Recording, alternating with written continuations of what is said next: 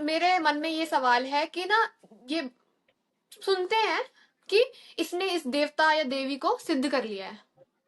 तो पहला सवाल, इसका मतलब क्या होता है? एंड दूसरा कि कोई किसी को सिद्ध क्यों करता है, कोई किसी देवी या देवता को सिद्ध क्यों करता है?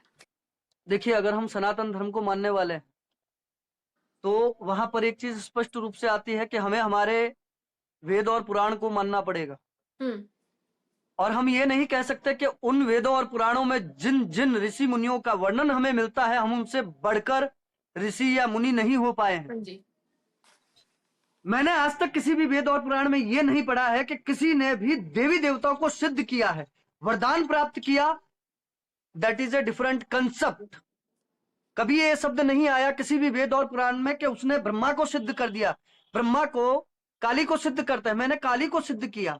अच्छी बात है, जिसके चरणों में महादेव पड़े हैं, जो अपने उग्र रूप में जब आई, क्योंकि काली उग्रा ही है, महादेव जिनके पैरों में आ गए, तुम सामान्य इंसान होकर को उसको सिद्ध करने की बात करते हो। यहां यह साबित होता है तुम मृग तृष्णा में भटकने वाले हो और तुम्हारे आंखों के आगे अभी भी ब्रह्म है। तो आपके सवाल के हिसाब से मैं ये कह सकता हूं, देवी देवता कभी सिद्ध नहीं किए जा सकते, क्योंकि एक सवाल, क्या मंत्र आपने बनाए हैं? कहां से प्राप्त हुए? वेदों से, हाँ पुराण जी। में से, वेद में से। वो सिद्ध है, इसीलिए हमारे वेदों और पुराणों में है। वेद और पुराण का प्रत्येक मंत्र पहले से सिद्ध है। हाँ जी। तो आपने मंत्रों को सिद्ध किया नहीं, मंत्रों के माध्यम से देवी देवताओं को सिद्ध किए। देवी देवताओं के लिए मंत्र है, वो हाँ उनकी जी। स्तुति है।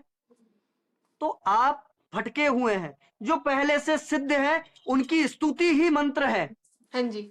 उनको मनाने का तरीका मंत्र है, उनके सामने निवेदन करने का तरीका मंत्र है, जो पहले से सिद्ध होकर के हमारे वेदों में है। हाँ जी। आपको एक चीज पता है, छोटी सी बात बताता हूं।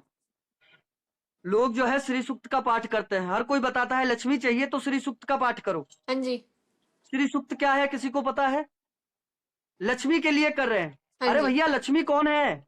वो किसी की पत्नी है, वो विष्णु की पत्नी है। हम्म। तुम्हारे लिए वो धन है, लेकिन वो किसी की पत्नी है। और श्री सूक्त की उत्पत्ति कब हुई नहीं पता है।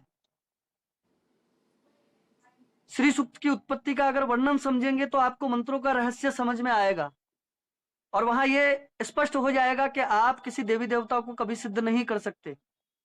श्री सूक्त की उत्पत्ति का यहां पर मैं आपको संदर्भ देना चाहूंगा। भृगु ऋषि के बारे में सबने सुना है, हाँ विष्णु जी। भगवान की छाती पर लात मारी। हाँ जी। विष्णु भगवान ने तो उनके चरण कमलों को पोंछा, पूछा कि आपको चोट तो न लगी। हम्म। लेकिन कोई पत्नी जो है अपने पति का तिरस्कार बर्दाश्त नहीं करती। ऐसे में महामाई महालक्ष्मी जो है रुष्ट होकर के चली गई। कहाँ गई? आप दक्षिण में जाओ, वहां आपको वर्णन मिलेगा कि लक्ष्मी विष्णु से रुष्ट होकर के कब गई। हम्म। वहां पर विष्णु भगवान ने उनको मनाने के लिए, जैसे आजकल के लोग जो है गाने गाते हैं, हाँ जी। विष्णु भगवान ने अपनी प्रियतमा जिसको कहेंगे उस समय की भाषा में, अपनी पत्नी को मनाने के लिए, उन्हें बुलाने के लिए श्री सूक्त गाया।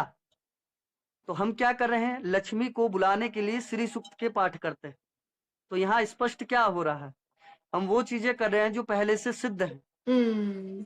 ना तो आप मंत्रों को सिद्ध कर सकते हैं, ना आप देवी देवताओं को सिद्ध कर सकते हैं। ये सबसे बड़ी सच्चाई है।